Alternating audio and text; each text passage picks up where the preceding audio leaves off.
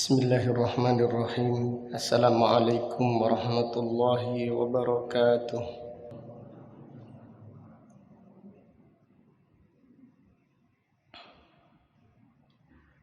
Innal hamdalillah nahmaduhu wa nasta'inuhu wa nastaghfiruh wa na'udzu billahi min syururi anfusina wa min sayyiati a'malina. Man yahdihillahu fala mudilla lahu wa man yudlil fala hadiya lahu. Wa ashhadu an la ilaha illallah wahdahu la syarika lah. Wa ashhadu anna Muhammadan abduhu wa rasuluh. Amma ba'du fa inna asdaqal hadisi kitabullah wa khairal hadi hadi Muhammadin sallallahu alaihi wasallam wa syarrul umuri muhdatsatuha wa kullu muhdatsatin bid'ah wa kullu bid'atin dhalalah wa kullu dhalalatin finnar. Allahumma faqihna fid din wa 'allimna at-ta'wil. Allahumma inna na'udzubika min 'ilmin la yanfa' wa min qalbin la yakhsha' wa min nafsin la tashba' wa min da'watin la yustajabu laha. Alhamdulillah, pada pagi yang berbahagia ini, yaitu hari Sabtu tanggal 25 bulan Dzulqa'dah tahun 1443 Hijriah, dengan izin Allah Subhanahu wa taala kita melanjutkan kembali kajian kitab Mukhtasar Sahih Muslim, ringkasan hadis-hadis yang diriwayatkan al-Imam Muslim, yang diringkas oleh Al-Hafidh Al-Mundhiri rahimahullahu ta'ala rahmatan wasi'ah.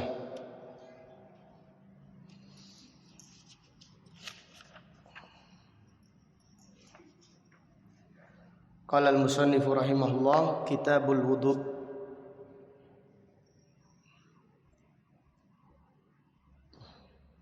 Kita memasuki pembahasan yang baru, yaitu kitabul wudu'. Kitab di dalam bahasa Arab artinya kumpulan. Jadi kitab adalah fi'il dari masdar dari fi'il kataba yaktubu. Masdarnya kitabun wa kitabatun wa katbun, artinya al-jam'u wad-dhamm, artinya kumpulan atau himpunan. Kitabul wudu artinya kumpulan hadis-hadis tentang wudu. Kitabul wudu artinya kumpulan hadis-hadis tentang al-wudu. Kemudian al-wudu secara bahasa artinya an-nadhafatu wan-nazahatu. Wudu secara bahasa artinya membersihkan dan mensucikan.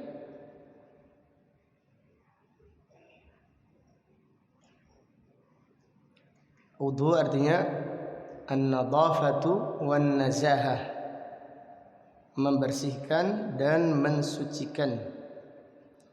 Adapun secara istilah, wudu adalah at-ta'abbudu lillah bi ghusli a'dha'in makhsusah li ada'is shalah wa ghairiha.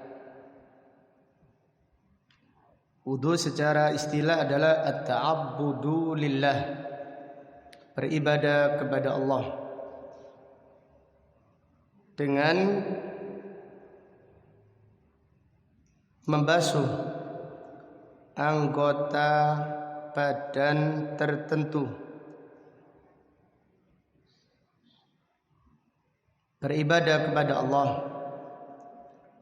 dengan membasuh anggota badan tertentu li ada'is shalah, untuk melaksanakan salat atau ibadah yang lainnya. Wudu adalah at-ta'abbudu lillah, beribadah kepada Allah dengan membasuh anggota badan tertentu li ada'is shalah, untuk mengerjakan salat dan ibadah yang lainnya. Ini adalah definisi wudu baik secara bahasa ataupun secara al-istilah. Kemudian penulis berkata, babun la yaqbalullahu salatan bi ghairi tuhurin. Bab Allah tidak menerima salat tanpa bersuci. Bab Allah tidak menerima salat tanpa bersuci. Bab ini menjelaskan min syurutis shalah at-taharatu minal hadathi wan najis. Bab ini menjelaskan di antara syarat salat adalah suci dari hadas serta suci dari najis. Bab ini menjelaskan di antara syarat salat adalah suci dari hadas dan suci dari najis. Apa yang dimaksud dengan hadas dan apa yang dimaksud dengan najis? Hadas adalah wasfun qaimun bil badan yamna'u min ada'is shalah wa ba'di al-ibadah. Hadas adalah wasfun qaimun bil badan, sifat yang melekat, sifat yang melekat pada seseorang. Wasfun qaimun bil badan, sifat yang melekat pada seseorang yang menghalanginya dari ibadah salat dan sebagian ibadah yang lainnya. Hadas adalah sifat yang melekat pada diri seseorang yang menghalanginya dari ibadah salat dan sebagian ibadah yang lainnya. Contohnya apa? Ibadah yang lain terhalang karena adanya hadas. Contohnya yaitu tawaf bagi wanita yang haid atau nifas.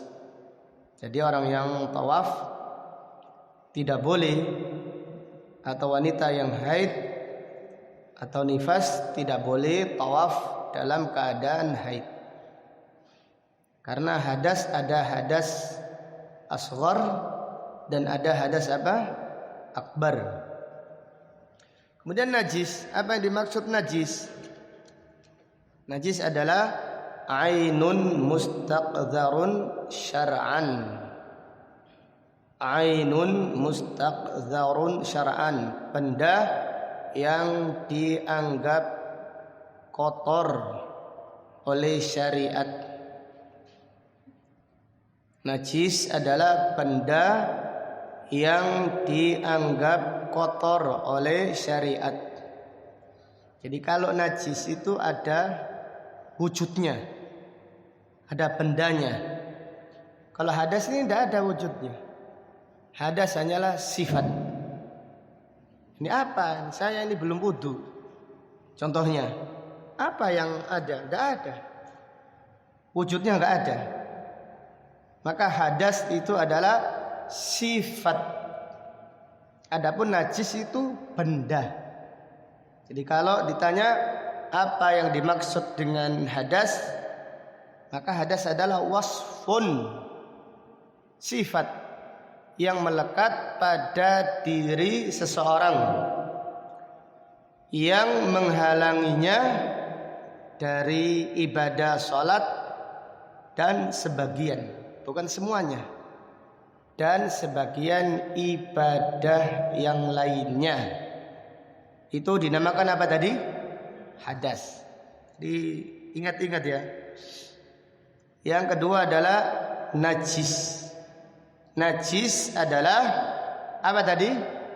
Benda yang dianggap kotor oleh syariat. Tidak semua yang kotor itu najis. Dan yang najis sudah pasti kotor. Tidak semua yang kotor itu najis. Lumpur itu kotor, tetapi belum tentu najis. Lihat lumpur apa dulu. Kalau hanya tanah sama campuran air, maka tidak najis. Darah yang dianggap najis, darah itu tidak najis. Darah itu tidak najis kecuali darah haid dan darah nifas. Kenapa? Karena orang yang mati syahid tidak boleh dimandikan. Apabila darah itu najis, maka orang yang mati syahid harus dimandikan. Ya apa ini? Meninggal dunia dikubur dalam keadaan penuh dengan najis. Dan para sahabat ketika berjihad, mereka tidak ada yang ketika sholat pedangnya dicuci terlebih dahulu, kemudian mereka sholat, padahal pedangnya masih terkena darah. Demikian pula sahabat-sahabat yang terluka. Hasan al-Basri berkata, la yazalul muslimuna yusalluna fi jirahatihim.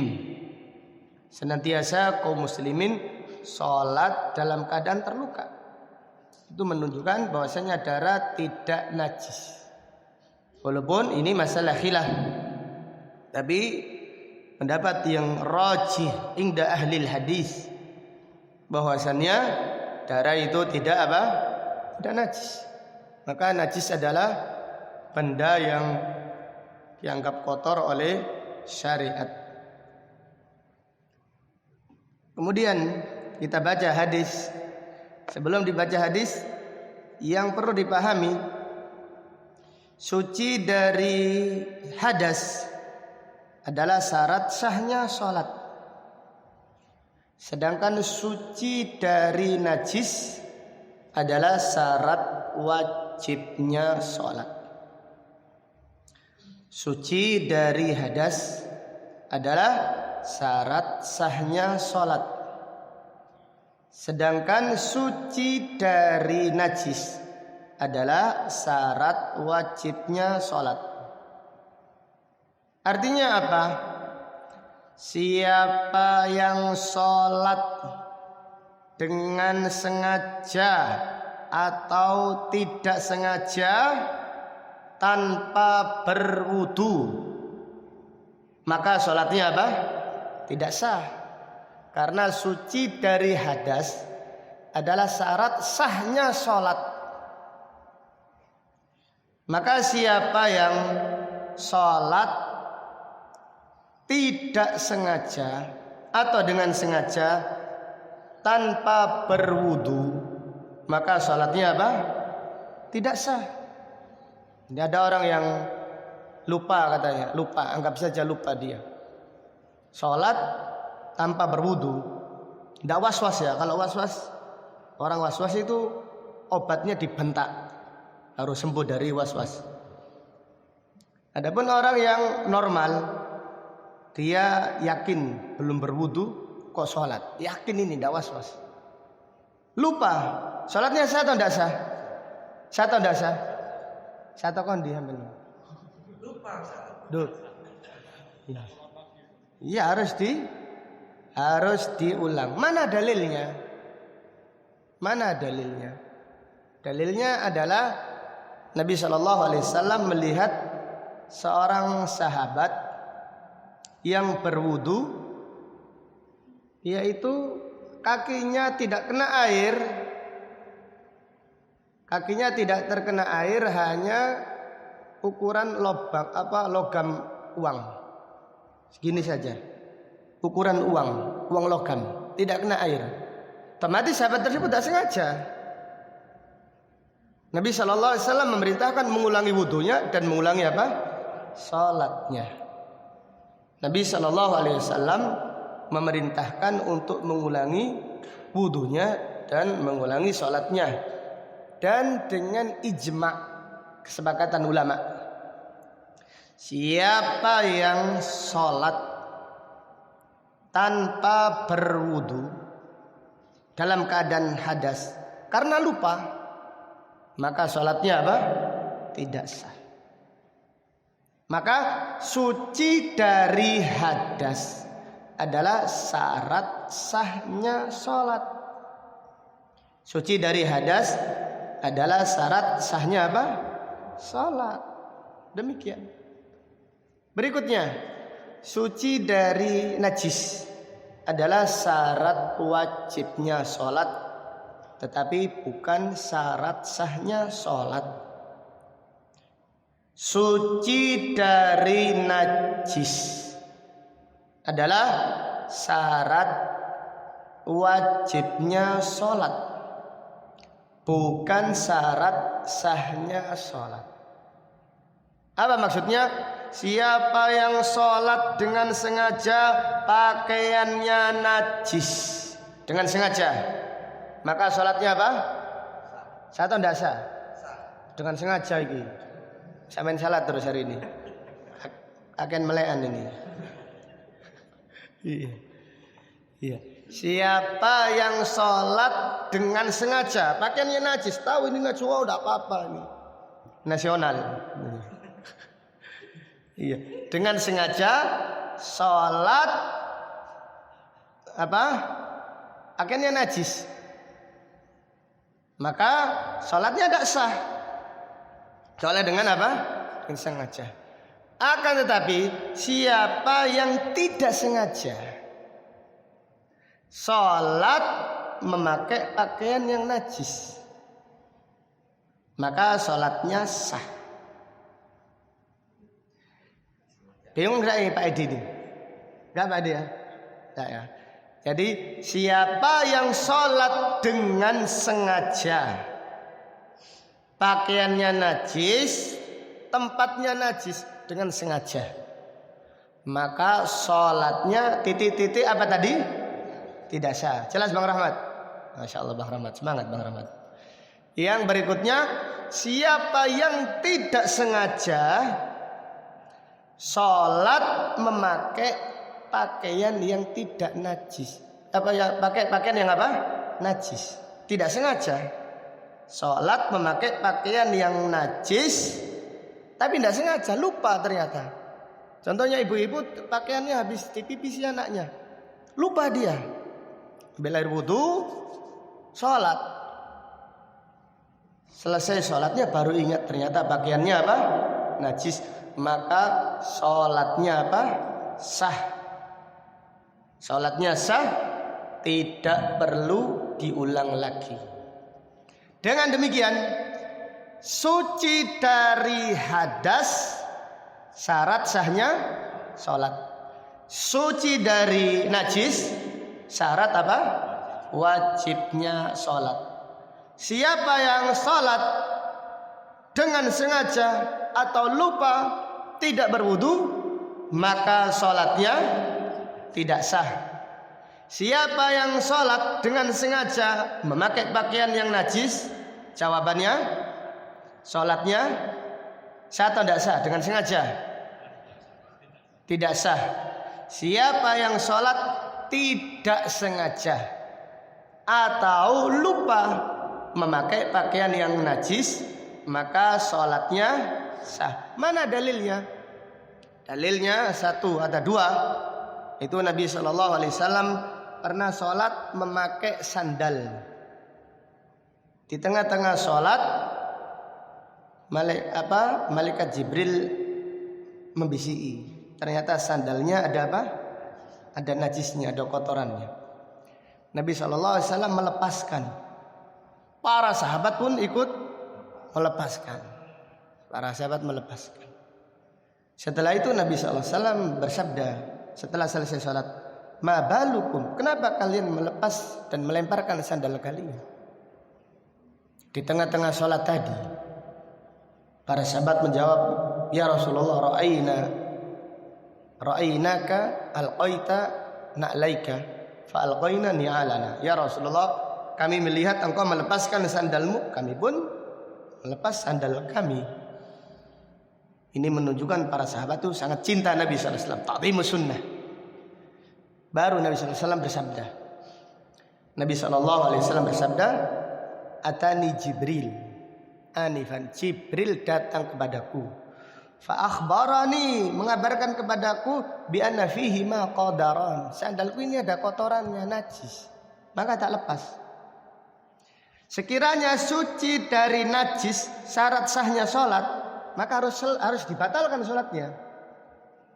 Harus apa? Dibatalkan, enggak sengaja, ya harus dibatalkan.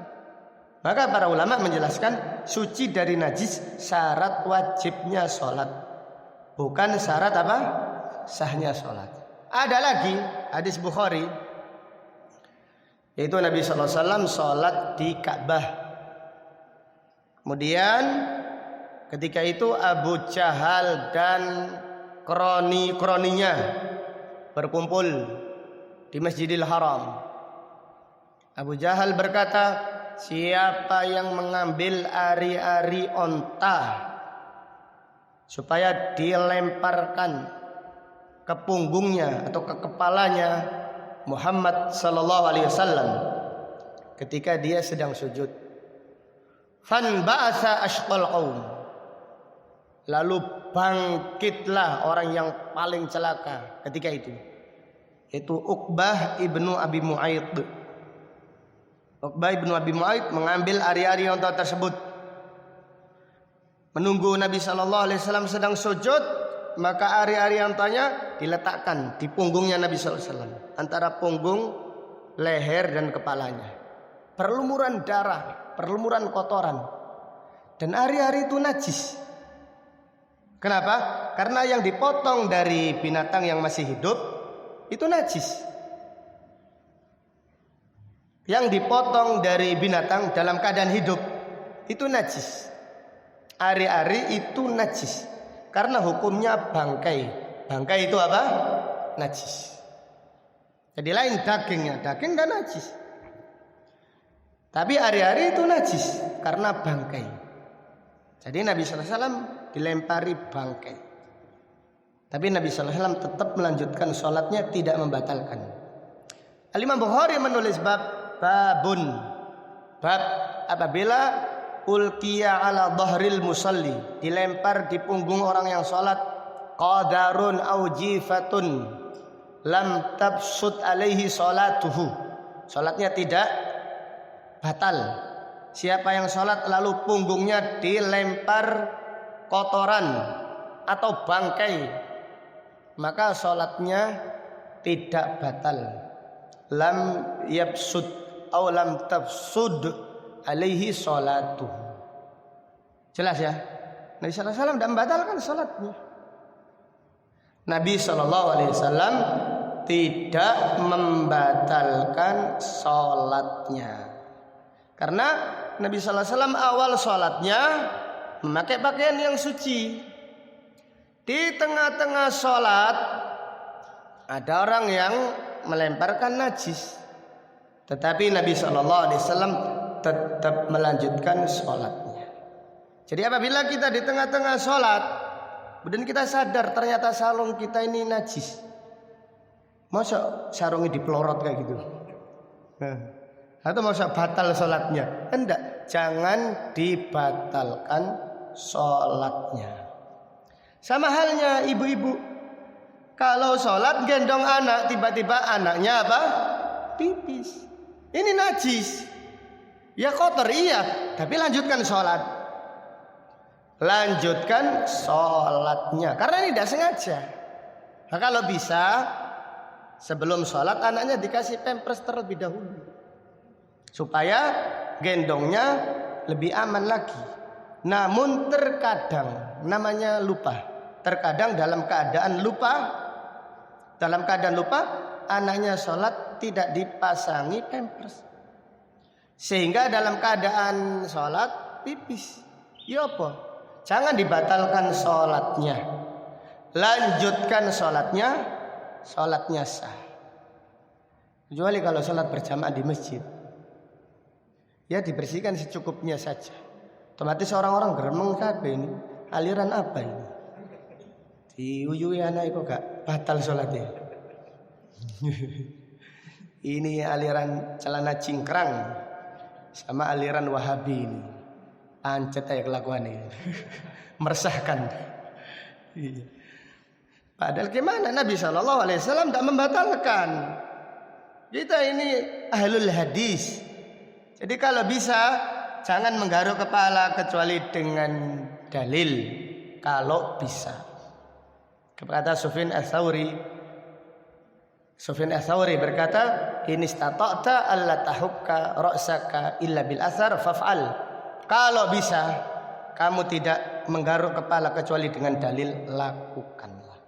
Jadi kita tadi mencontohkan tadi semuanya dengan dalilnya masing-masing.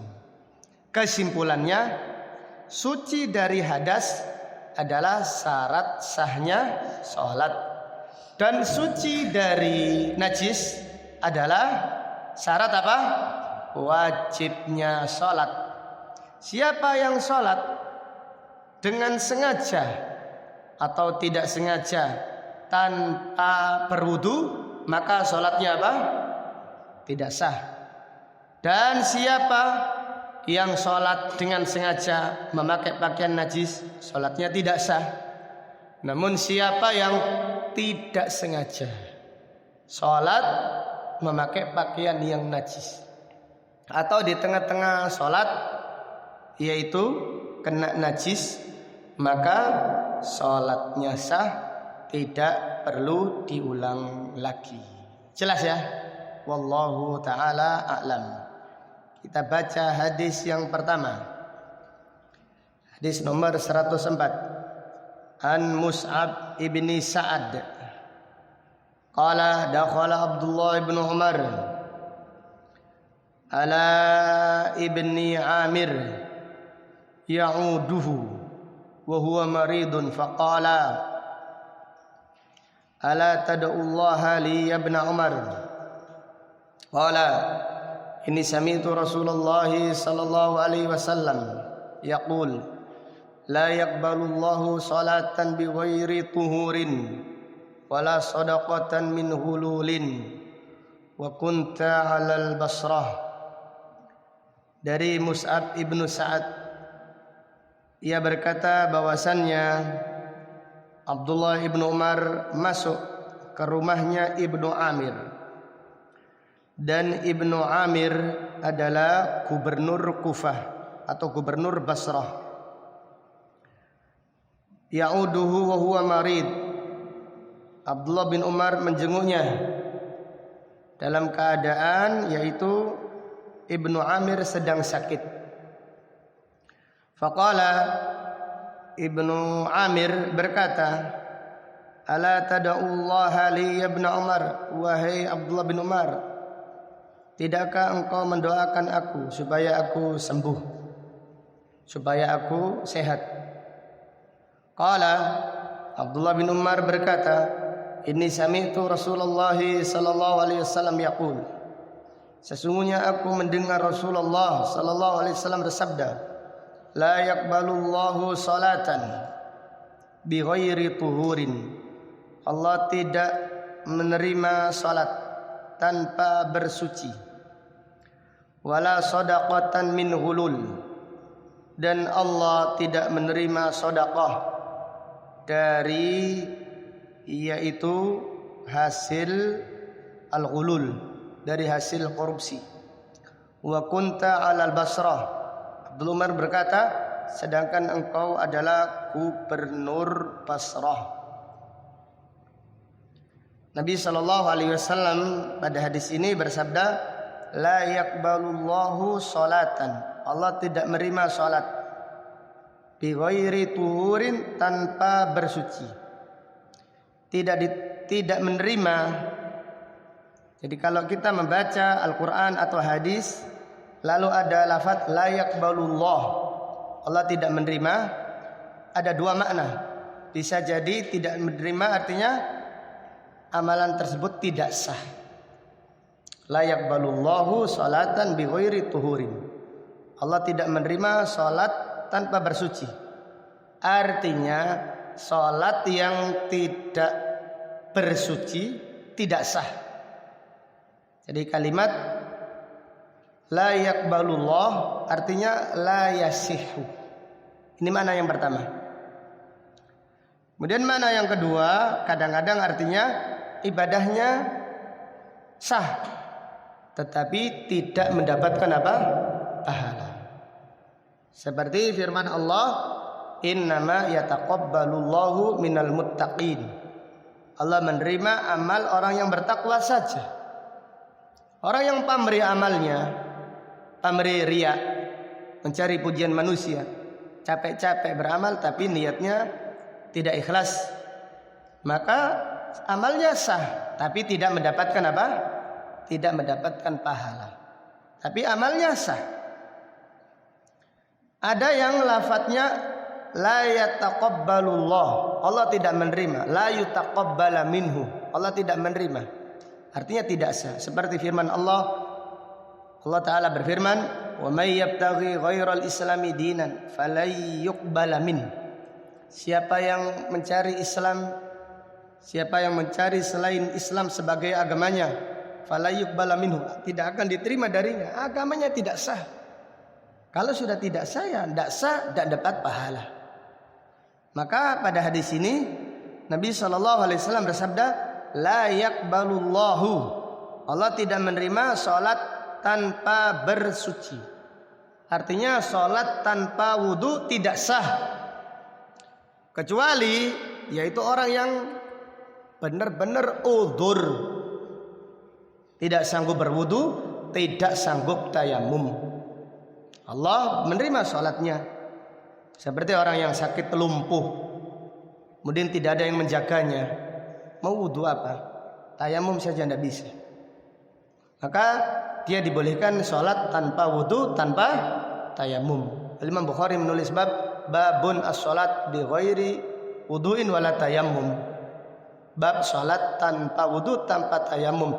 Tapi karena udur, bukan karena lupa. Karena benar-benar tidak apa? Tidak mampu, baru diterima.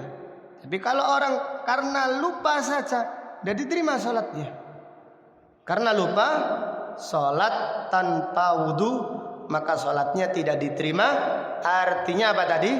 Tidak sah. Dan Allah tidak menerima sedekah dari hasil pencurian, dari hasil korupsi. Kemudian Abdullah bin Umar berkata, wa kunta 'alal Basrah. Wahai Ibnu Amir, engkau adalah gubernur Basrah. Yang namanya gubernur tidak selamat dari suap. Dan suap itu mengakibatkan doa seseorang tidak dikabulkan oleh Allah, atau sedekah seorang tidak diterima di sisi Allah Subhanahu wa ta'ala. Dari hadis ini terdapat beberapa pelajaran yang bisa diambil. Yang pertama, suci dari hadas. Suci dari hadas adalah syarat sahnya sholat. Suci dari hadas adalah syarat sahnya sholat. Maka ini menunjukkan pentingnya perkara bersuci. Karena siapa yang sholat tidak bersuci, sholatnya tidak sah. Atau siapa yang sholat bersucinya awur-awuran, tidak diperhatikan tata caranya, tidak sesuai sunnah, maka apabila wudunya tidak sah, sholatnya ikut tidak sah pula. Ini kita nanti akan belajar bagaimana berwudu yang sesuai sunnah. Kalau perlu dipraktekkan tidak mengapa. Jadi kalau perlu kita akan mempraktekkan nanti pada babnya, insya Allah. Karena banyak yang berwudu ternyata tidak paham bagaimana sunnahnya Rasulullah Sallallahu Alaihi Wasallam di dalam berwudu. Di antaranya kalau menyalakan air, yaitu di fullkan sehingga airnya mubadzir. Ini bil ijma' adalah perbuatan yang diharamkan Rasulullah Sallallahu Alaihi Wasallam. Kemudian bab berikutnya.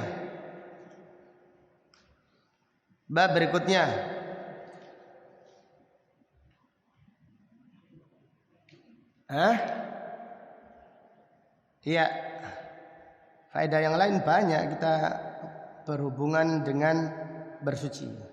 Ini satu hadis saja, hampir 1 jam, Masya Allah.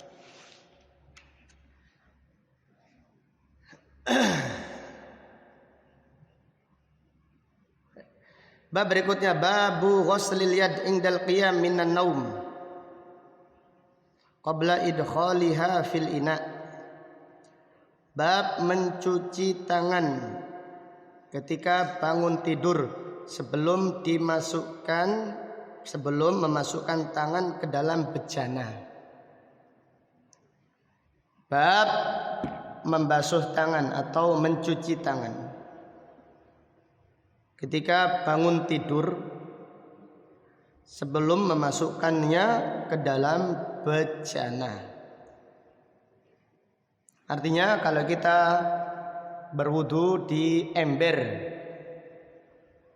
sebelum tangan ini dimasukkan ke ember, lebih baik dibasuh terlebih dahulu 3 kali.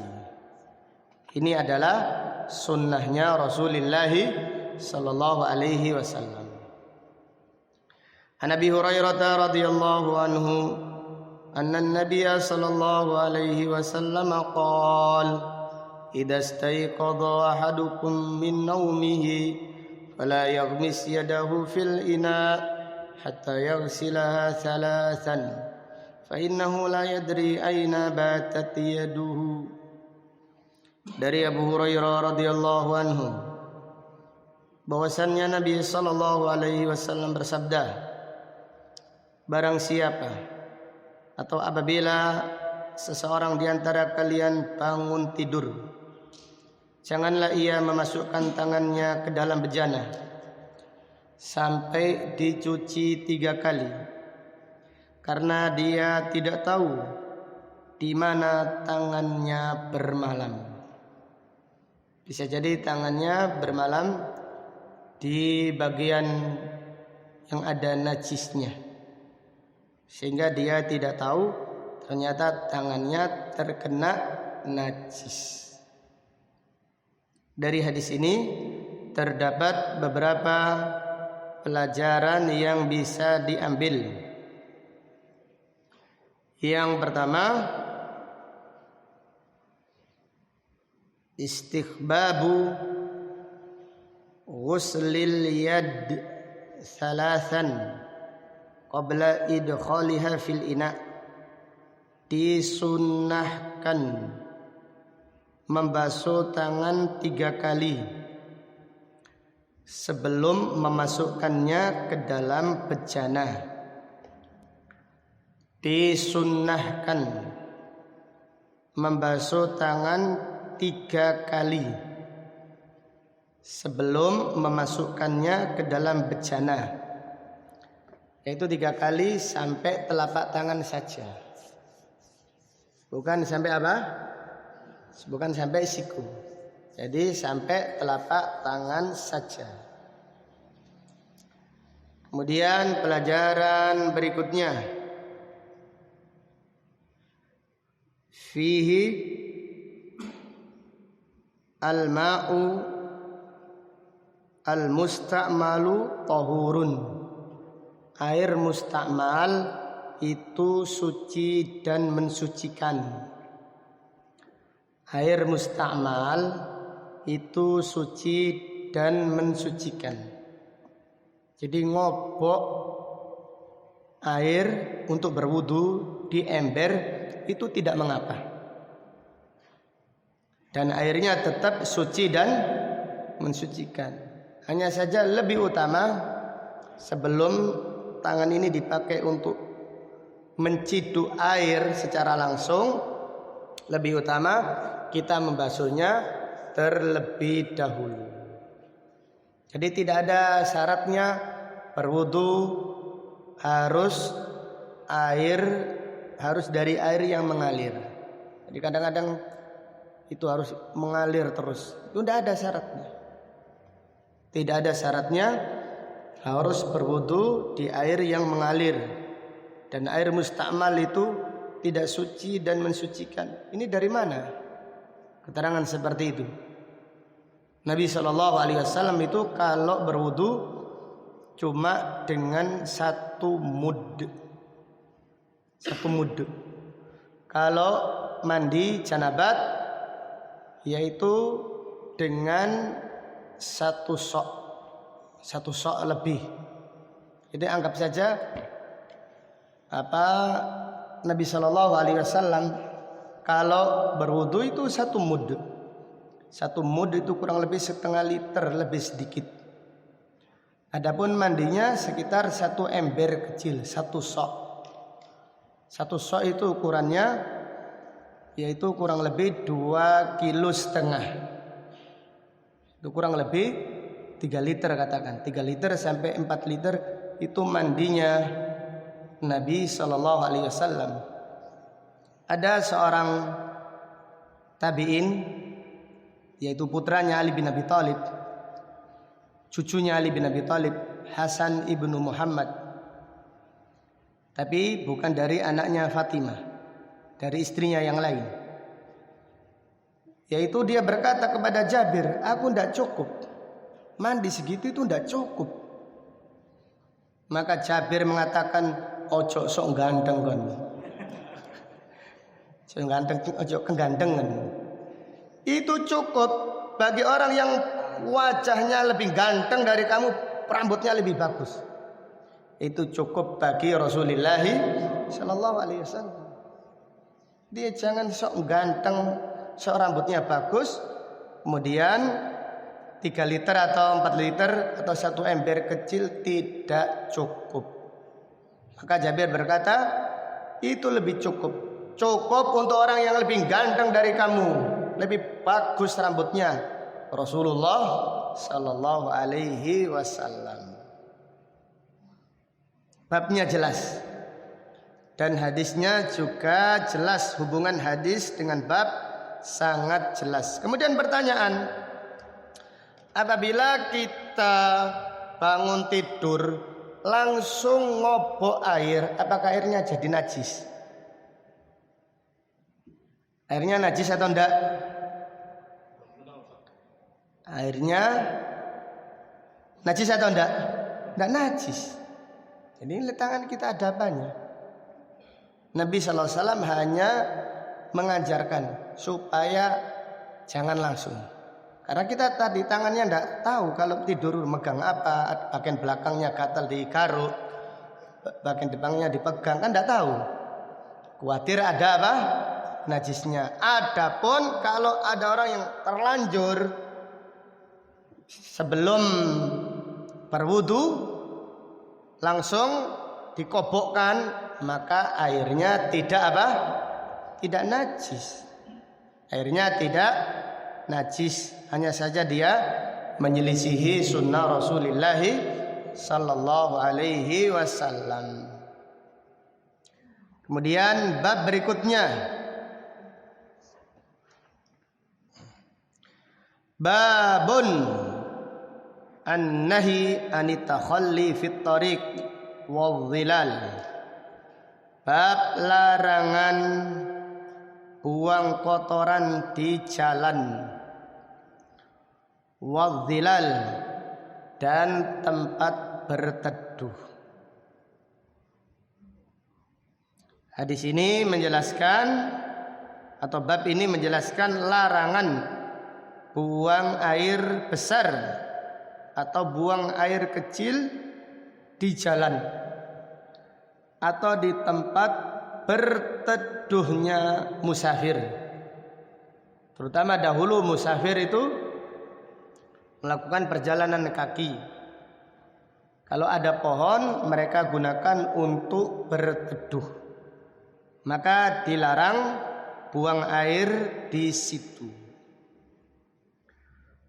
An Abi Hurairah radhiyallahu anhu anna Rasulullah sallallahu alaihi wasallam qala ittaqul la'anaini.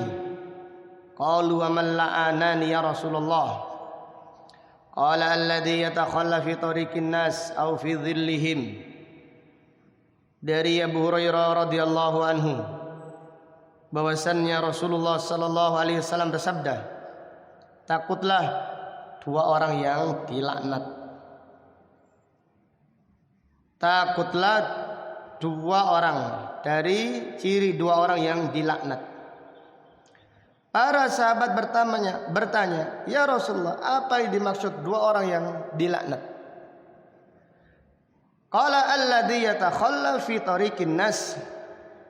Itu orang yang buang air di jalan lalu lalang manusia, au fi dhillihim, atau di tempat mereka berteduh. Artinya apa? Apabila kita berjalan kemudian menginjak kotoran, otomatis kita mendoakan laknat.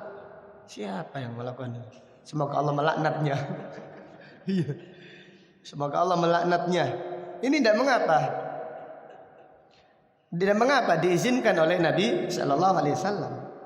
Maka takutlah didoakan jelek oleh orang, dan orang itu diizinkan mendoakan jelek, walaupun lebih utama doakan yang baik. Lebih utama mendoakan apa? Kebaikan. Tetapi kalau kita nginjak seperti itu, lalu ada orang mendoakan laknatullah alaihi, semoga Allah melaknatnya, semoga Allah membalasnya. Ini tidak adab ini. Ini buang kotoran kok di sini. Akhirnya dia duduk menduduki kotoran tersebut. Ini akhirnya menjadikan orang marah, menjadikan orang terzalimi, dan orang tersebut berdoa, lalu doanya dikabulkan oleh Allah Subhanahu wa taala. Maka hati-hati dari dua orang yang didoakan laknat oleh orang-orang yang terzalimi. Dari hadis ini terdapat pelajaran fihi an-nahi anit takhalli fit tariqi wadh-dhilal. Larangan buang air. Larangan buang air di jalan atau di tempat berteduh.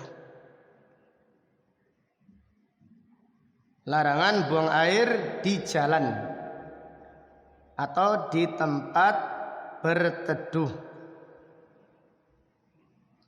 Kemudian pelajaran berikutnya, fihi jawazu la'nati man fa'alaha.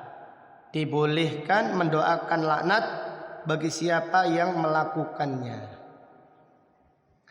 Dibolehkan mendoakan laknat bagi siapa yang melakukannya. Jadi siapa yang buang air di tempat tersebut, lalu ada orang yang menginjaknya, lalu dia kecewa, lalu dia marah, mendoakan semoga Allah melaknatnya, maka orang yang mendoakan tadi diizinkan, tidak dilarang. Sehingga Nabi Shallallahu Alaihi Wasallam menyarankan hati-hati dari doa mereka. Hati-hati dari doa mereka, itu orang-orang yang terzalimi karena perbuatan tersebut. Kemudian bab berikutnya, jelas ya babnya ya? Iya. Bab berikutnya, babun ma yastatiru bihi liqada'il hajah. Bab ma yastatiru bihi, ma yastatiru bihi liqada'il hajah. Bab menutup diri ketika buang hajat. Bab ini menjelaskan wajibnya menutup aurat ketika buang hajat. Sehingga Nabi Shallallahu Alaihi Wasallam apabila buang hajat, beliau kalau buang hajat di tengah-tengah perjalanan, maka Nabi Shallallahu Alaihi Wasallam menjauh sampai tidak kelihatan. Atau beliau mencari yaitu pohon kurma supaya digunakan untuk menutupi auratnya. Tapi pohon yang tidak digunakan berteduh orang-orang yang berlalu lalang. Hadisnya an Abdullah bin Ja'far radhiyallahu anhuma qala ardafani Rasulullah sallallahu alaihi wasallam dzata yaumin khalfah. Abdullah bin Ja'far radhiyallahu anhuma berkata, pada suatu hari Nabi sallallahu alaihi wasallam membonceng aku di belakangnya. Fa asarra ilayya haditsan la uhadditsu bihi ahadan minan nas. Nabi sallallahu alaihi wasallam membisikkan sesuatu kepadaku yang tidak akan aku ceritakan kepada manusia. Membisikkan ini, membisikkan sesuatu, bukan berhubungan dengan syariat. Bukan berhubungan dengan apa? Syariat. Kalau dengan syariat wajib disampaikan.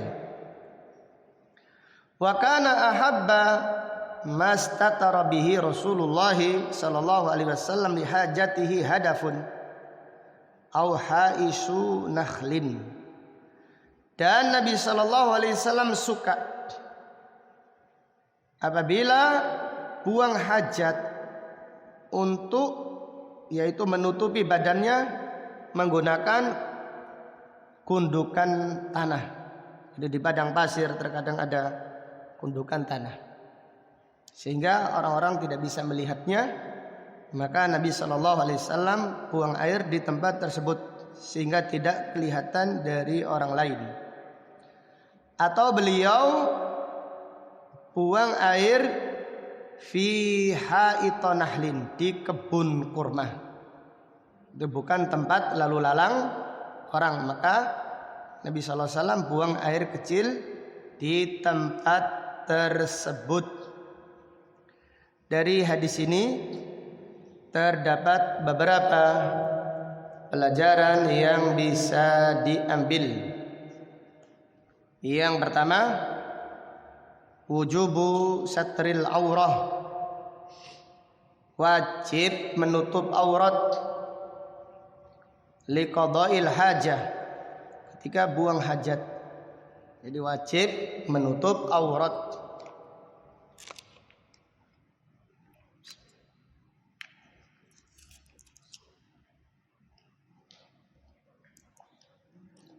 Kemudian pelajaran berikutnya dari hadis ini terdapat pelajaran fihi jawazul irdaf ala dabah, dibolehkan membonceng seseorang di atas kendaraan. Dibolehkan membonceng seseorang di atas kendaraan. Kemudian pelajaran berikutnya fihi hirsu as-sahaba alal ilm, kesungguhan para sahabat di dalam menuntut ilmu. Kesungguhan sahabat di dalam menuntut ilmu. Maka ada kesempatan bersama Nabi SAW, para sahabat melihatnya, mencermatinya dan menghafalnya serta menyampaikannya kepada kaum muslimin. Kemudian pelajaran berikutnya fihi tawadhu'un Nabi sallallahu alaihi wasallam, tawadhu'nya Nabi sallallahu alaihi wasallam. Ini beliau buang air bukan di tempat yang mewah. Bahkan Nabi SAW keluar dari rumahnya sampai ada perintah, yaitu membuat toilet di dekat dengan rumah masing-masing. Akan tapi sebelum ada perintah itu, maka Nabi SAW apabila buang air ke tempat yang jauh, menjauh di padang pasir, supaya tidak kelihatan orang lain. Kemudian pelajaran berikutnya fihi an-nasu yaqtaduna bi ahlil ilm, manusia mencontoh para penuntut ilmu. Manusia itu mencontoh para penuntut ilmu, sehingga jamaah pengajian janganlah melakukan hal-hal yang menyelisihi dalil, karena perbuatan kalian akan dicontoh orang-orang yang ada di sekitarnya. Ini ngaji. Kalau melakukan kesalahan dicontoh langsung. Oh, yang ngaji saja seperti itu, apalagi yang apa? Tidak ngaji. Jadi demikian. Jadi hendaklah kita menjadi suri tauladan yang baik untuk orang-orang yang ada di sekitar kita. Kemudian bab berikutnya, babun ma yaqulu idza dakhalal khala, bab doa ketika masuk kamar mandi. An Anas radhiyallahu anhu qala kana Rasulullah sallallahu alaihi wasallam idza dakhala al-khala'a qala Allahumma inni a'udzu bika minal khubuthi wal khaba'ith. Dari Anas ibnu Malik radhiyallahu anhu, ia berkata, Rasulullah sallallahu alaihi wasallam apabila masuk kamar mandi, beliau membaca doa, Allahumma inni a'udzubika minal khubuthi wal khaba'ith. Ya Allah, sesungguhnya aku berlindung kepadamu dari setan laki-laki dan dari setan perempuan. Ya Allah, aku berlindung kepadamu dari setan laki-laki dan setan perempuan. Dalam lafaz lain yang sahih ada tambahan bismillah. Itu Nabi SAW apabila masuk kamar mandi membaca bismillah. Allahumma inni a'udzubika minal khubuthi wal khaba'ith. Jadi ada tambahan bismillah. Nabi SAW bersabda, satru ma baina auratil jin Satru ma baina a'yunil jin wa aurati bani Adam bismillah. Penghalang antara pandangan jin dan auratnya manusia adalah membaca bismillah. Maka jenengan apabila melihat apabila masuk kamar mandi tidak membaca bismillah, aurat sampean dilihat oleh jin. Yang di jin kesempatan ayo ini nonton film. Ini itu kan dunia maya, ini dunia nyata. Satru ma baina a'yunil jin wa aurati bani Adam bismillah. Yani satar, penghalang antara pandangan manusia dan auratnya, pandangan jin dan auratnya manusia adalah membaca apa? Bismillah. Nabi SAW juga bersabda, hadis Abu Dawud, inna hadhil hususa muhtadarah.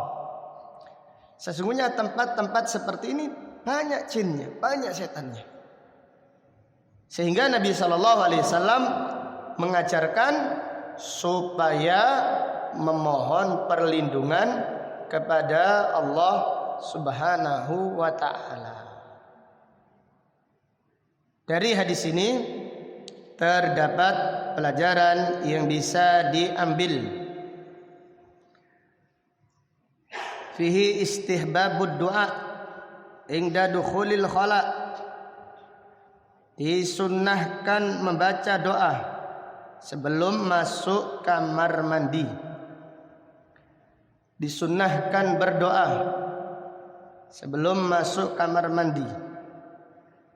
Dan doa adalah ibadah yang paling gampang dilupakan kaum muslimin. Diremehkan doa, hafalkan saja, tapi prakteknya belum tentu.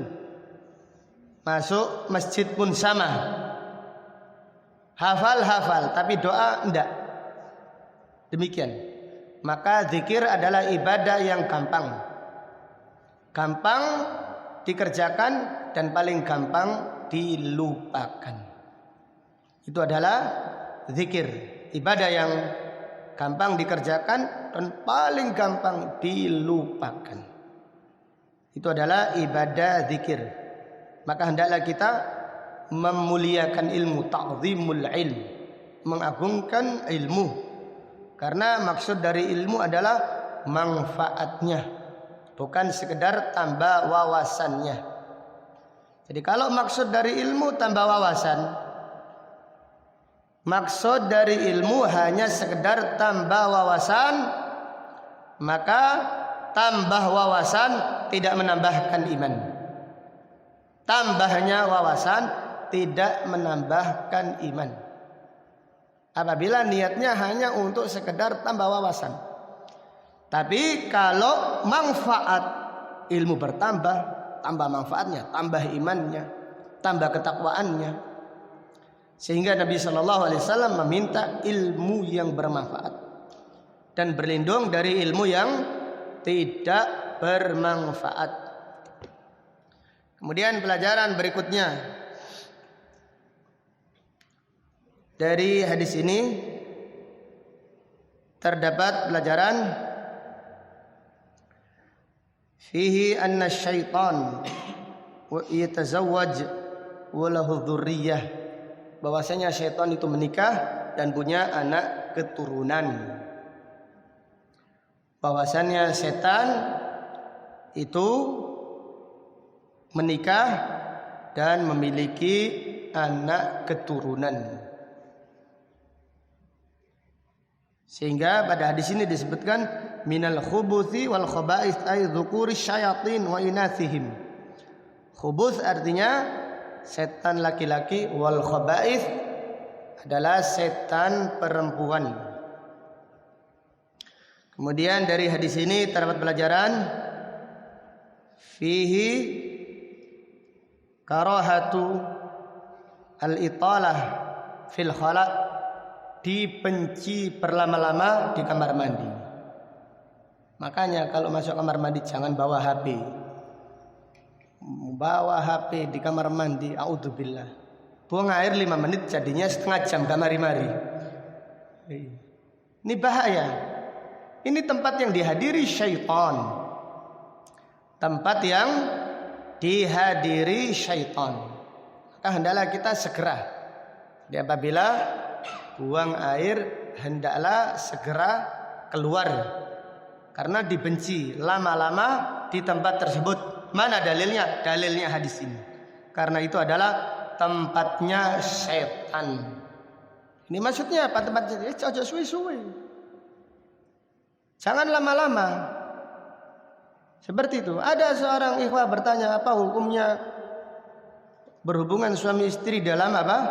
Kamar ini. Karena tempat lain dah. Ini kakek nonton hal-hal yang tidak jelas. Ini kakek terpengaruh dengan perkara-perkara seperti itu. Jangan menyerupai orang-orang kafir. A'udzubillah. Itu tempatnya setan. Nah, kalau lahirnya anaknya hamil di situ gimana? Anaknya iya. Seperti apa nantinya? Ya anaknya kena pengaruh setan banyak. Subhanallah. A'udzubillah. Kemudian pelajaran berikutnya fihi anna syaitana harisun ala ihwa'i bani Adam. Syaitan itu bersungguh-sungguh untuk menggoda manusia. Bahwasanya syaitan bersungguh-sungguh untuk menggoda manusia. Sehingga kita dianjurkan untuk berlindung kepada Allah dari bisikan atau dari godaannya syaitan. Dari hadis ini terdapat pelajaran fihi al-iltija'u ilallah. Al-iltija'u ilallah min waswasati syaitan. Berlindung kepada Allah dari bisikannya syaitan. Berlindung kepada Allah dari bisikannya syaitan. Dari hadis ini terdapat pelajaran fihi fadlu at-tasmiyah inda ibtida'i kulli amal.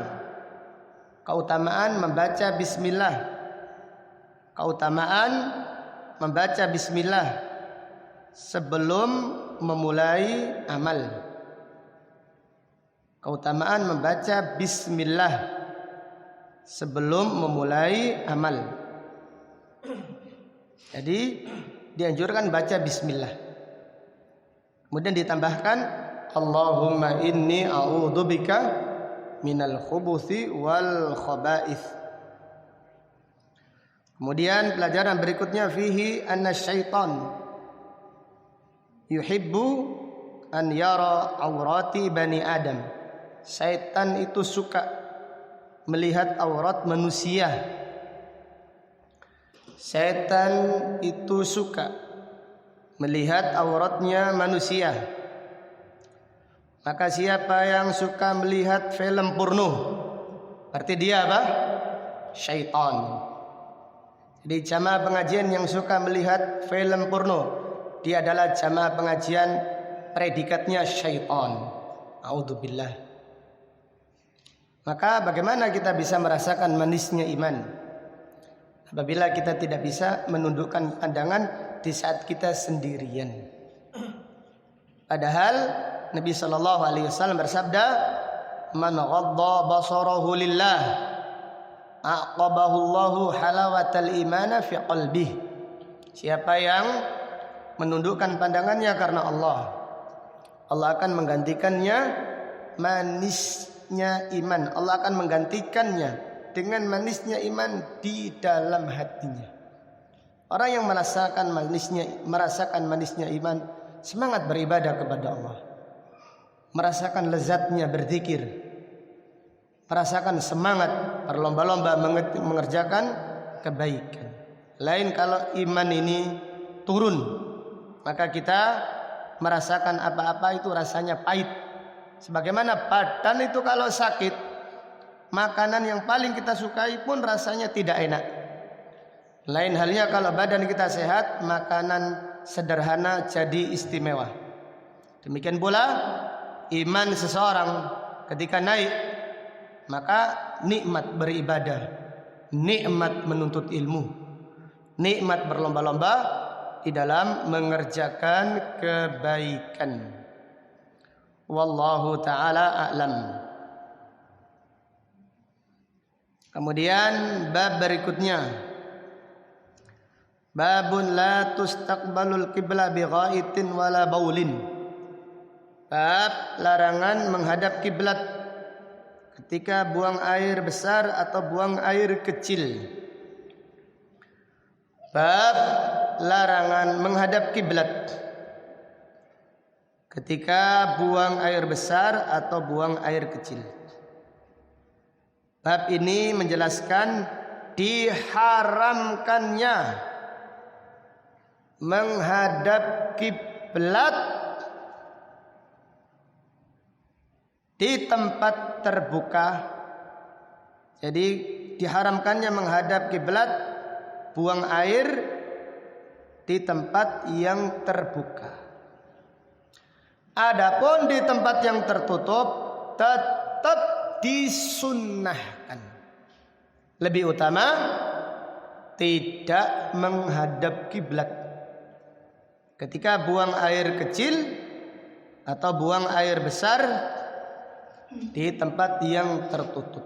Jadi kalau buat kamar mandi, yaitu hadapkan toiletnya ke arah utara atau ke arah mana? Selatan. Jangan menghadap timur atau menghadap barat. Karena menghadap timur berarti kita membelakangi apa? Kiblat. Kalau menghadap barat berarti kita menghadap kiblat. Jadi sekali lagi bab ini menjelaskan diharamkannya buang air di tempat terbuka dengan menghadap kiblat. Di tempat terbuka seperti itu tadi di tengah-tengah perjalanan. Ini tempat terbuka, padang pasir atau di hutan atau tempat-tempat yang lainnya. Adapun di tempat yang tertutup tetap disunnahkan. Tetap disunnahkan kalau bisa janganlah menghadap apa? Kiblat. Wallahu ta'ala a'lam. Tapi tidak mengapa. Akan tetapi tidak mengapa di tempat tertutup, yaitu buang air menghadap kiblat atau membelakanginya. Tapi kalau kita menghadap utara otomatis lebih baik, sehingga kita tidak yaitu membelakangi atau tidak menghadap kiblat. An Abi Ayyub radhiyallahu anhu anna Nabiyya sallallahu alaihi wasallam qala idza ataitumul ghaita fala tastaqbilul qiblah wa la tastadbiruha bi baulin wala ghaitin walakin syarriqu aw gharribu. Dari Abu Ayyub radhiyallahu anhu bahwasannya Nabi sallallahu alaihi wasallam bersabda, jika kalian yaitu ataitum ghaid, mendatangi tempat untuk buang air yang ada di padang pasir, janganlah kalian menghadap kiblat, jangan pula membelakanginya di saat kencing atau di saat buang air. Akan tetapi menghadaplah timur atau menghadap barat, karena kiblatnya penduduk Madinah menghadap mana? Selatan. Kiblatnya penduduk Madinah menghadap selatan. Akan tetapi kalau ini diterapkan di Indonesia, walakin syarriku au gharribu. Nabi sallallahu alaihi wasallam berkata, walakin syammilu au jannibu. Menghadaplah utara atau menghadaplah selatan. Karena kiblat kita menghadap apa? Barat. Qala Ayyub berkata, faqadimna Syam. Kami mendatangi negeri Syam. fawajadna marahidha qad buniyat qibalal qiblah. Kami menjumpai toilet-toilet dibangun menghadap kiblat. Fananharifu anha wa nastaghfirullah. Maka kita yang membalikkan badan dan kita beristighfar kepada Allah. Kemudian bab yang berikutnya yang masih ada hubungan. Babun ar-rukhsa fi dzalika fil abniyah. Bab dibolehkan menghadap kiblat atau membelakangi kiblat di tempat tertutup. Jadi kalau di tempat tertutup tidak mengapa. Tetapi tetap saja lebih utama. Janganlah kita yaitu membelakangi atau menghadap kiblat atau membelakangi kiblat di saat buang air. An Wasi' ibn Habban qala kuntu usalli fil masjid.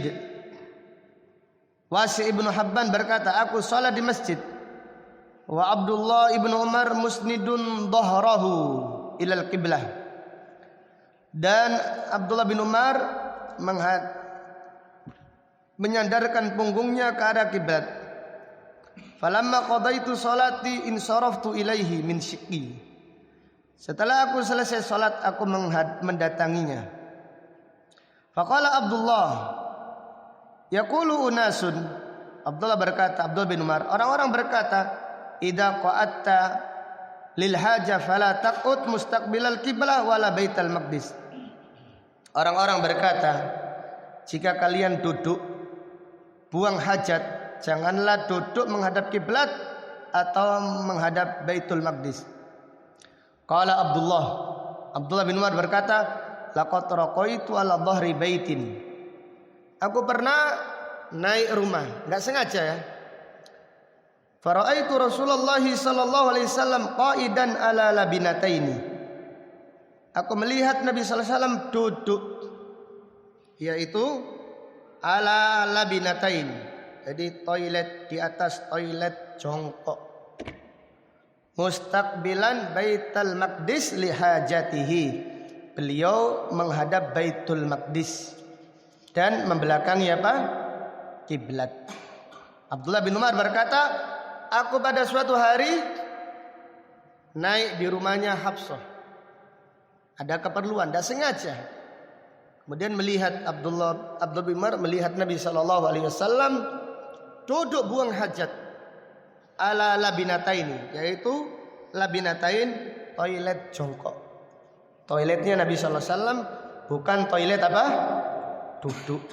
Akan tapi toilet apa? Jongkok. Mustaqbilan Baitul Maqdis lihajatihi. Beliau menghadap Baitul Maqdis, menghadap ke arah utara, yaitu ke arah Syam. Mati selatannya menghadap Ka'bah, yaitu membelakangi Ka'bah. Wallahu ta'ala a'lam. Dari dua hadis ini terdapat beberapa pelajaran dan faedah yang bisa diambil. Yang pertama, diharamkan buang air di tempat terbuka dengan menghadap kiblat. Di tempat terbuka seperti padang pasir atau di pantai ya. Di pantai atau seperti itu, tempat-tempat terbuka. Dilarang, diharamkan yaitu menghadap kiblat. Pelajaran berikutnya, dibolehkan menghadap kiblat atau membelakangi kiblat ketika buang air di tempat tertutup. Dibolehkan menghadap kiblat atau membelakangi kiblat ketika buang air di tempat tertutup. Namun lebih utama, walaupun di tempat tertutup, hendaklah kita lebih utama tetap janganlah menghadap kiblat atau membelakangi kiblat. Karena ini disunnahkan Rasulullah sallallahu alaihi wasallam. Kemudian pelajaran berikutnya fihi bayanu syarafil Ka'bah. Keterangan tentang kemuliaan Ka'bah. Ka'bah itu kiblat untuk sholat, bukan kiblat untuk buang apa? Hajat. Kiblat untuk sholat. Sehingga kita diperintahkan untuk memuliakan Ka'bah. Contoh yang lain, buang yaitu ludah. Nabi SAW melarang kita meludah menghadap kiblat di dalam masjid atau di luar masjid. Rasulullah SAW bersabda, "Man tafala tujahal kiblah, jaa tafluhu yaumal qiyamati, jaa yaumal qiyamati wa tafluhu baina ainaihi." Siapa yang meludah menghadap kiblat, maka ia akan datang pada hari kiamat sedangkan ludahnya ada di antara kedua matanya. Artinya keningnya akan penuh dengan ludah. A'udzubillah. Ini menunjukkan syaraful Ka'bah. Bayang apa? Tentang mulianya Ka'bah. Jadi tentang meludah pun diatur oleh Islam. Tentang meludah pun diatur oleh Islam. Nabi SAW melarang meludah menghadap kiblat dan melarang meludah sebelah kanan. Kenapa larangan sebelah kanan? Karena malaikat ada di sisi kanan. Dalam hadis Bukhari, Nabi SAW bersabda, "Fa inna fihi malakan." Ini ada malaikat yang mendoakan kita. Tetapi meludahlah ke arah apa? Kiri. Kiri ini setan. Tidak apa-apa sama itu ini bendino, tidak apa-apa.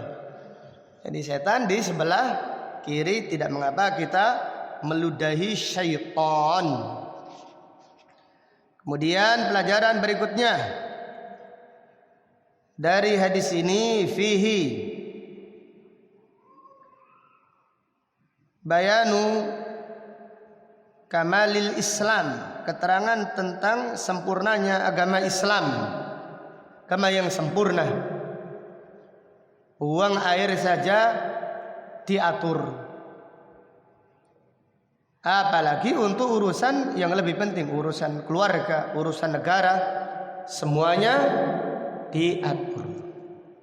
Islam ini agama yang sempurna, mengatur semuanya.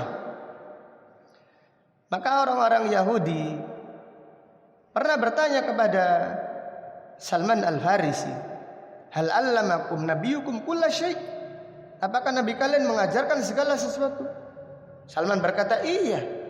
Hatta al-khira'ah, sampai buang air saja diajarkan kita. Diajarkan ilmunya oleh Rasulullah SAW. Kita dilarang istinja menggunakan tangan kanan dan seterusnya." Ini menunjukkan sempurnanya agama Islam. Kemudian pelajaran berikutnya, fihi dhammul bid'ah, celaan bagi ahlul bid'ah.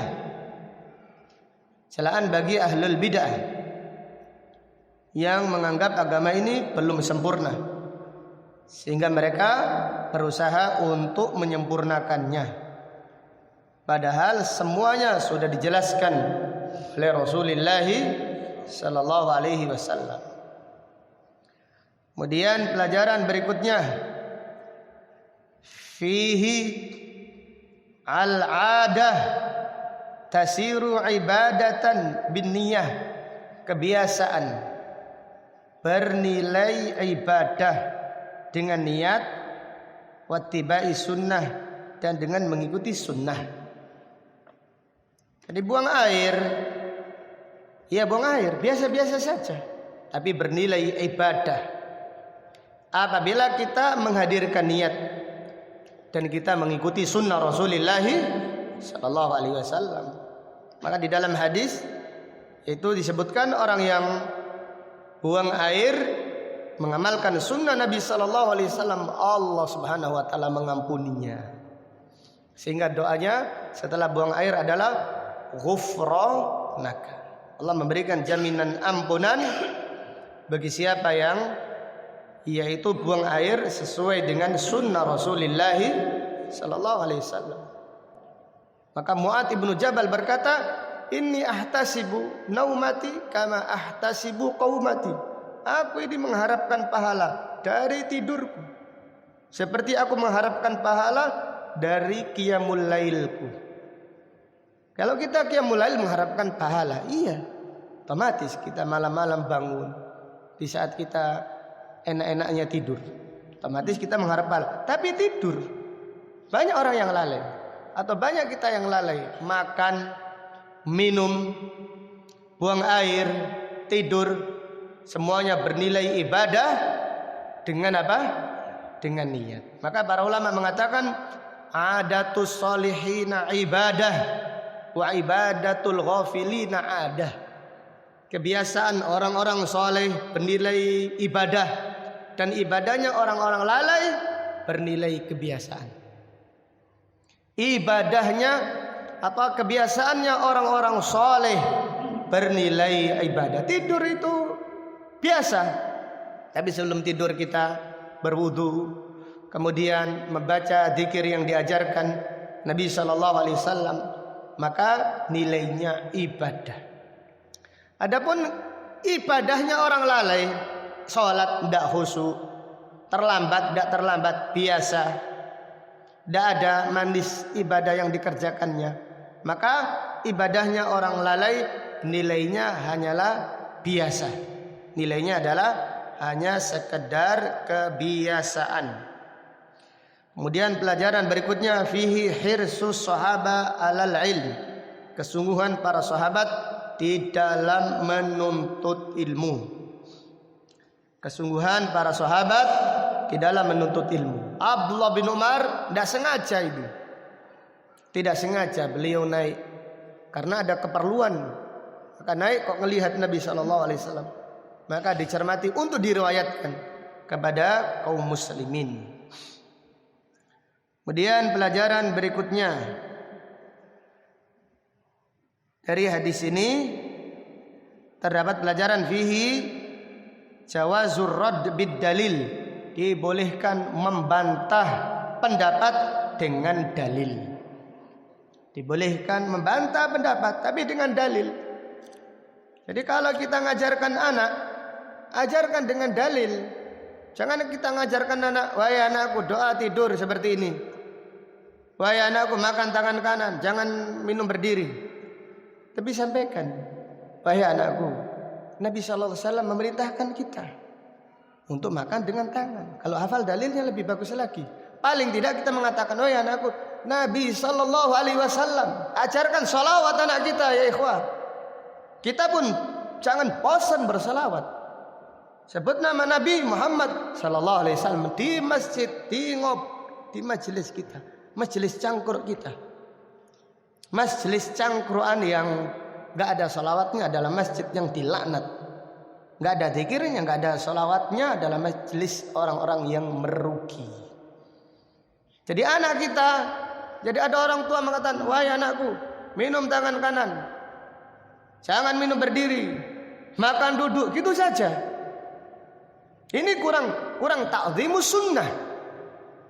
Tapi kalau kita mengatakan, wahai anak kecil, wahai anakku, Nabi SAW memerintahkan kita makan tangan kanan.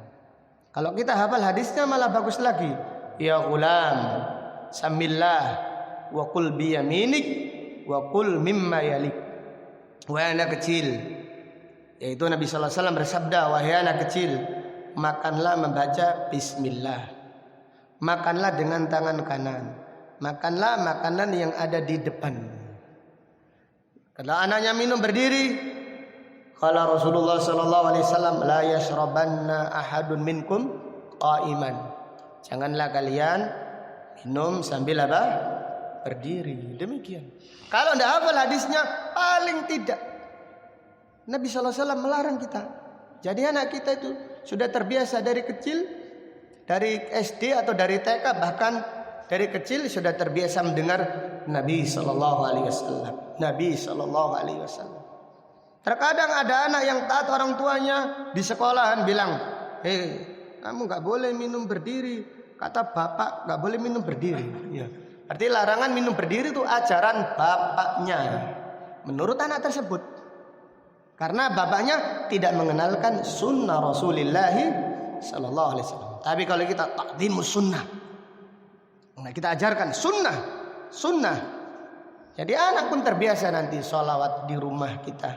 Kita hidupkan rumah kita dengan sunnah Rasulullah sallallahu alaihi wasallam. Dari hadis ini terdapat pelajaran disunnahkan memakai toilet jongkok. Hadis ini bongkar kabeh nanti. Yo jangan. Disunnahkan memakai toilet jongkok. Itu lebih afdal. Imam Bukhari menulis bab buang air di toilet jongkok. Subhanallah. Ulama ahlul hadis itu seperti itu di dalam takdimus sunnah. Ulama ahlul hadis demikian. Babnya seperti ini, hadisnya seperti ini. Kalau di situ terjemahkan apa? Labinata ini. Hadis Ibnu Umar, baca terjemahnya Pak Budi. Hah? Duduk. Bukan duduk, itu jongkok itu. Maka orang Arab, kalau toilet jongkok dikatakan toilet Arabi. Tapi kalau toilet jongkok, toilet Barat katanya. Ini nama di sana. Mereka nih, apa ini toilet di sini? Oh toilet, saya tidak mau Barat, saya mau yang Arab katanya. Toilet Arabi. Imam Bukhari menulis babun al-labinatain, bab buang air, yaitu di atas toilet jongkok. Ini lebih utama, ini lebih keren, karena keren itu mengikuti sunnah Rasulullah sallallahu alaihi wasallam. Demikian. Wallahu taala a'lam. Demikian yang disampaikan. Insyaallah akan kita lanjutkan pada kajian yang akan datang. Sebelum ditutup ada pertanyaan, silahkan. Tafadhol. Ya, silakan Mas.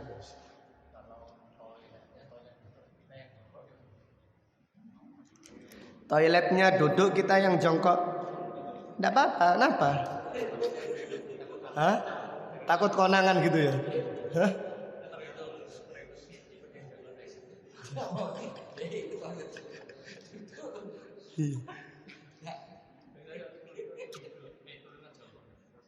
Iya, kadang-kadang toilet jongkok, kadang-kadang toilet kering. Itu maksudnya apa kering? Orang itu dikasih tisu gitu. Mereka itu lebih senang pelikat ya daripada bersih. Subhanallah, Islam itu mengajarkan kita kebersihan. Mohon maaf, toilet kering katanya. A'udzubillah. Memang setan itu kepingin kita itu najis. Walaupun kalau terpaksa dalam keadaan seperti itu, insya Allah sudah suci. Namanya istinja diganti dengan apa? Istijmar. Demikian. Jadi seperti itu. Kalau kita seperti itu silakan saja, tapi ditulis nggak boleh katanya, nggak boleh. Iya. Wallahu alam. Tayyib. Ada yang lain silahkan. Iya. Di hadis ini kan boleh menghadap kiblat Ustaz. Kalau kita mengisi hadis ini Ustaz. Mana? Yang tertutup Ustaz. Boleh. Bukan karena gini. Hadis qauliyah sama hadis fi'liyah. Lebih didahulukan hadis mana? Qauliyah. Iya. Karena fi'liyah itu ada sesuatu yang bisa ada alasan tertentu, ada kondisi tertentu. Fi'liyah. Jadi hadis qauliyah, makanya dari sini tetap pindah kalau enggak ada hadis fi'liyah. Karena kalau enggak pernah Nabi sallallahu alaihi wasallam menghadap kiblat atau membelakangi kiblat, otomatis kita mengatakan wajib. Ya, wajib atau diharamkan membelakangi kiblat atau menghadap kiblat secara mutlak. Karena ada hadis seperti ini, sehingga para ulama mengatakan membelakangi kiblat atau menghadap kiblat dibolehkan di tempat tertutup, tapi tetap lebih afdol. Lebih afdol janganlah kita membelakangi kiblat atau menghadap kiblat. Dan karena alasan tadi, syaraful Ka'bah, kemuliaan apa? Ka'bah.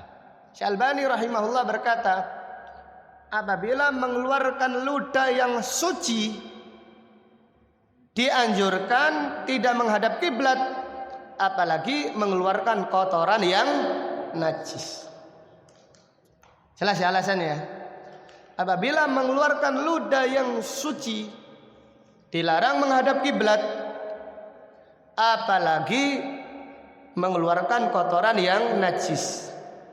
Otomatis lebih utama. Sehingga kalau bisa seperti Abu Ayyub ini, toiletnya menghadap kiblat, tapi Abu Ayyub yang menghadap.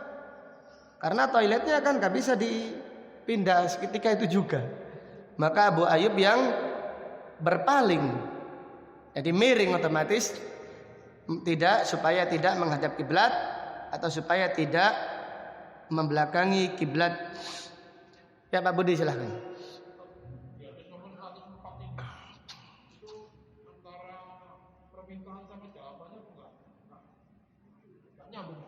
Apanya?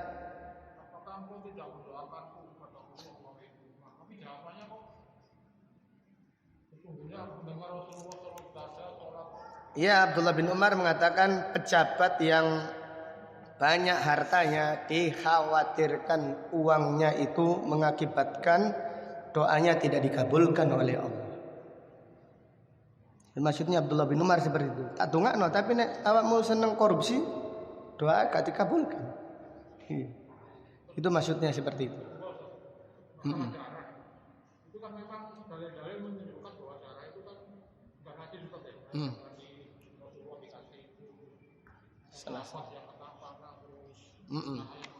Betul. Tapi kok ada ijma katanya? Ijma bahwa darah itu haram. Itu bingungnya di sini. Haram iya, tapi najis enggak. Memang ada nukilan dari Imam Ahmad. Iya, ada ijma. Ijma mana? Ijma itu enggak ada sahabat yang mengingkari. Makanya para ulama mengatakan dakwal ijma' sha'ab.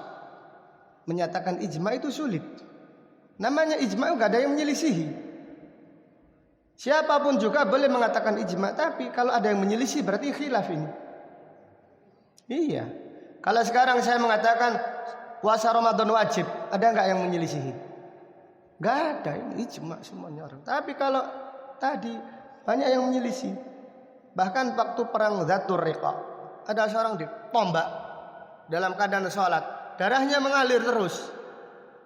Mengalirnya darah ini bukan seperti mengalirnya buang air kecil. Kalau yang keluar darah itu najis, berarti keluar air kecil berarti. Hadas kalau gitu. Tapi sahabat tersebut melanjutkan sholatnya sampai selesai bacaan suratnya. Padahal darah mengalir terus. Ini dakwah ijma', dakwah yang marjuh, dakwah yang dhaif dalam masalah ini, masalah darah. Ini khilaf ada. Maka dinukil dari sebagian ulama ijma'. Ijma' mana? Kalau ijma' itu enggak ada pengingkaran. Kalau ada pengingkaran, ada khilaf berarti bukan ijma'. Abdullah bin Umar punya bisul, dipencet sebelum sholat, kemudian keluar, tidak pakai wudu lagi. Tidak pakai wudu lagi. Abdullah bin Mas'ud pernah menyembelih korban, darahnya muncrat sebagiannya, pakainya tetap pakai sholat. Padahal ini darah yang mengalir ini. Darah itu haram, iya. Haram tapi tidak apa? Tidak najis, haram dikonsumsi, makan. Demikian.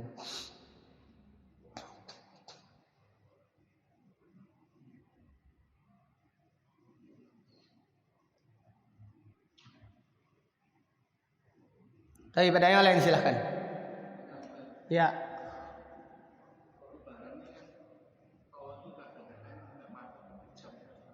Gimana? Ya.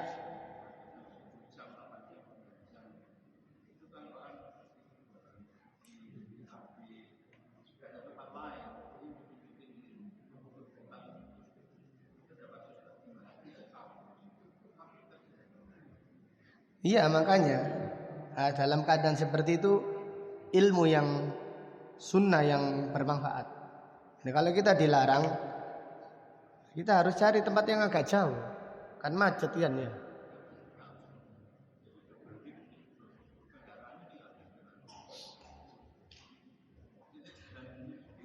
Kan keluar tol sebentar kan bisa. Nggak bisa keluar dari tol.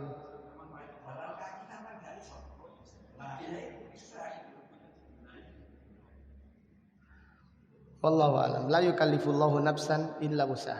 Kalau dalam keadaan seperti itu, usaha terlebih dahulu.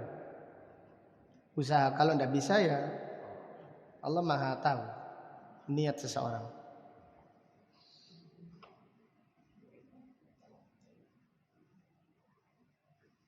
Ya. Pernyataan Abu Darda, hati-hati, berlindunglah kepada Allah dari khusyuknya orang munafik. Ya, khusyuknya orang munafik adalah air mata buaya, air mata yang dibuat-buat. Naudzubillah. Maka farqun, beda antara nangis karena khusyuk dan nangis yang apa? Dibuat-buat. Tapi kalau orang menangis karena kekhusyuannya, ini tidak mengapa. Abu Bakar As-Siddiq, Umar ibn Khattab, Nabi SAW pernah sholat sampai seperti makanan yang mendidih karena nangisnya, karena beliau menangis membaca ayat yang dibacanya. Jadi bedanya khusyuknya orang yang beriman itu karena Allah, khusyuknya orang munafik karena mengharapkan apa? Pujian, supaya dikatakan orang yang khusyuk. Iya dan billah. Apakah dibolehkan bagi penuntut ilmu memakai sarung? Ya tidak apa-apa, pakai sarung lah, nggak boleh. Pakai songkok hitam tidak masalah. Kenapa? Sarung tetangganya tidak boleh, tidak masalah memakai sarung. Kembali kepada kebiasaan. Jadi orang Arab, orang Yahudi pun pakai jubah kayak gini. Ini kita kaget loh, di Dubai atau di Abu Dhabi acara Nasrani pakainya jubah kayak gini. Mereka gereja pakai gini. Ya, karena ini kebiasaan mereka. Abu Jahal ya pakai pakaian seperti ini. Ya kan? Abu Jahal ya pakaiannya itu. Jadi itu kembali kepada urf, kepada kebiasaan. Demikian, tidak masalah. Yang ada dalilnya kita mengatakan. Bahkan Al-Imam Bukhari menulis bab sholat memakai pakaian dari negeri Syam. Padahal negeri Syam ketika itu adalah negeri kafir. Maka ini menyebutkan faedah dibolehkan sholat memakai pakaian adat orang-orang tertentu selama bukan adatnya orang kafir. Kalau adat suatu kaum tidak mengapa, selama bukan adatnya orang apa? Kafir, agamanya. Seperti contohnya pakaiannya Saulin, itu apa pakaiannya? Iya, pakaiannya kayak apa kan, warna merah sambil oranye. Nah, ini kan pakaian khas agama. Ini bukan, ini kekhususan agama. Tapi kalau pakaian kekhususan daerah tidak mengapa. Imam Bukhari menulis babun jubbatus Syamiyah, bab memakai jubah dari negeri Syam. Negeri Syam ketika itu di zamannya Nabi sallallahu alaihi wasallam adalah negeri kafir. Tapi pakaiannya tidak ada khusus dengan yaitu agama. Bagaimana penuntut ilmu yang makan atau minum ketika pengajian? Kalau minum insya Allah tidak apa-apa ya. Kalau makan kacang atau makan ini nemen ini, tidak beradab di dalam menuntut ilmu. Iya, tidaklah kita beradab, karena ilmu akan kita dapatkan apabila kita memahami adabnya di dalam majelis ilmu.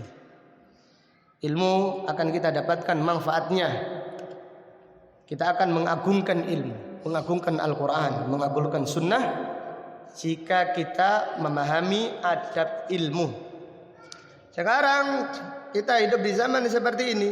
Banyak orang ngaji sambil baca WA, sambil ngaji lihat YouTube, ngaji sambil lihat berita.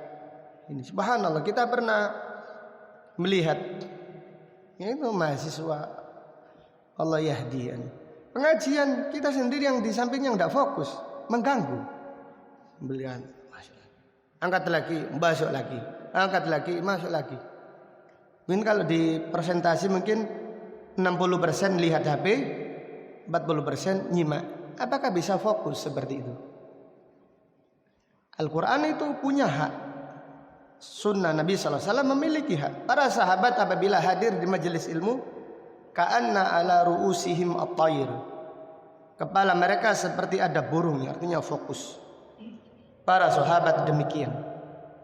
Jadi para sahabat demikian.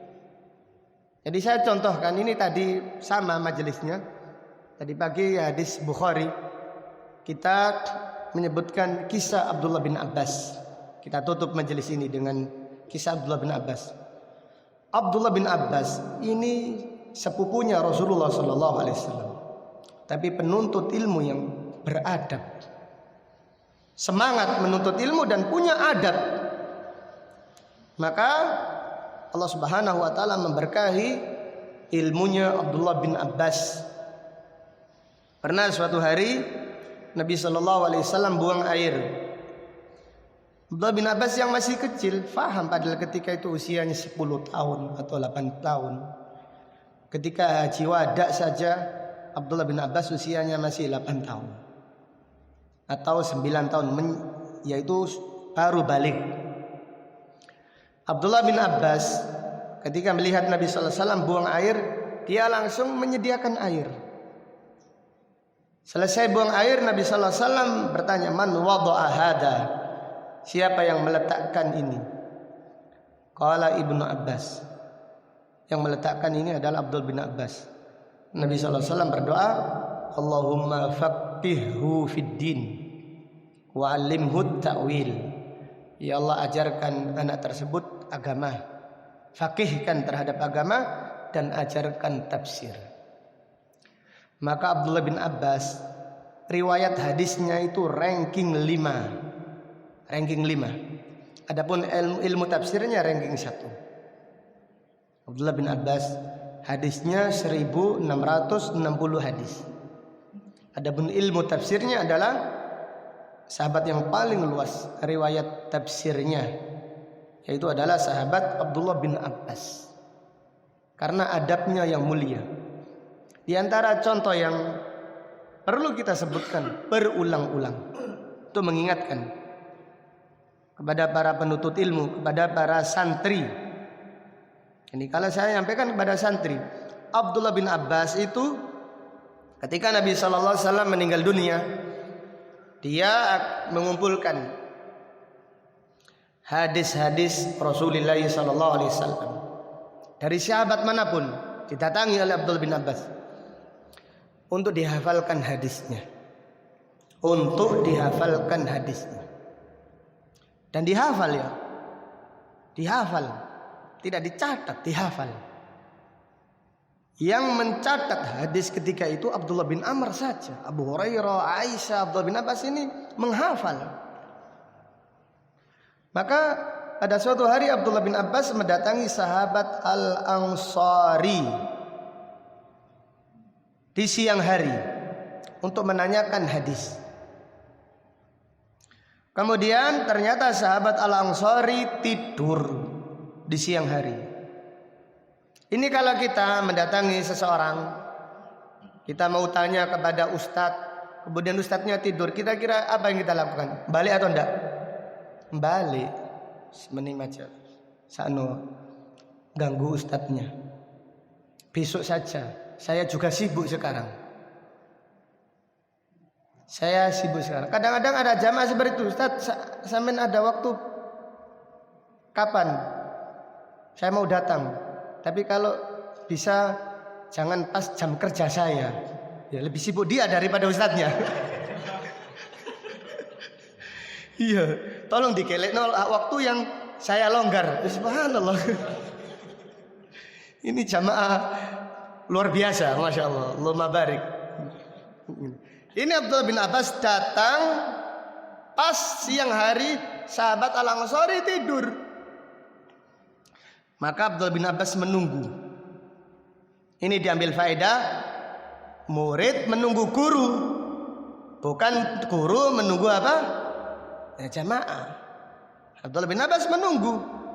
Nah, kalau kajiannya itu jam 8, ya antum datang jam setengah 8. Atau jam 8 kurang sehingga kajian sudah dimulai, antum datang. Di sini enggak satu datang, nanti muncul satu. Iya, enggak apa-apa, kita perbaiki. Itu sedikit demi apa? Sedikit. Kemudian Abdullah bin Abbas ini anaknya orang kaya raya ini. Abbas ini kaya raya, pamannya Nabi SAW. Sedangkan Abdullah bin Abbas ini keluarga ningrat ini, Bani Hashim, kan main-main. Terhormat, sepupunya Nabi SAW, ahlul bait. Tapi menunggu ilmu, menunggu sahabat Al-Ansari tadi sampai keluar, ditunggu di rumahnya sampai ketiduran, sampai wajahnya ini kena pasir.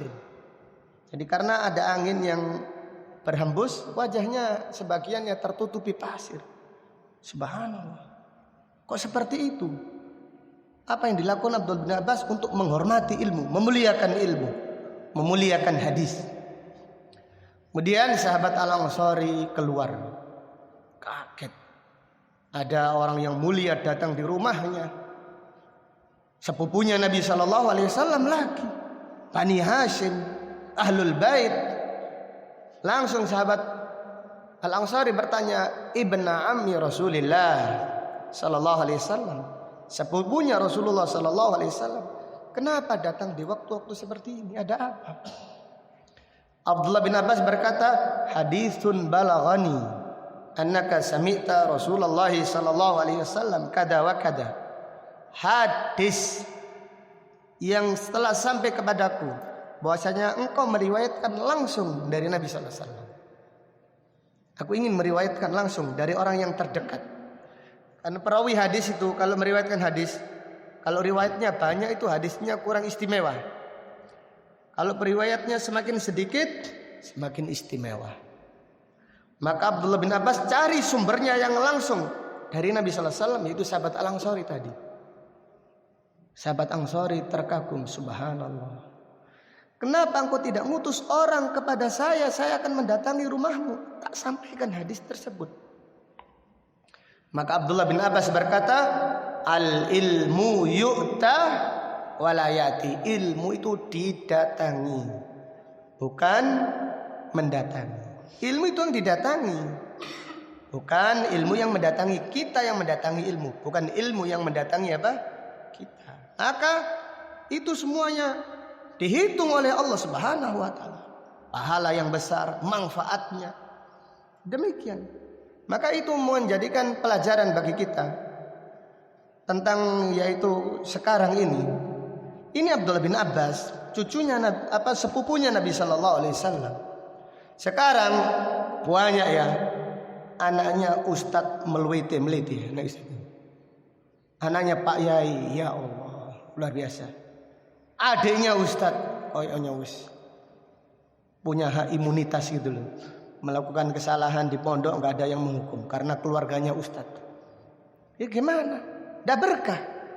Ini Abdullah bin Abbas tidak mentang-mentang ya. Padahal dia ahlul bait. Padahal dia sepupunya Rasulullah SAW, tahu adabnya ilmu.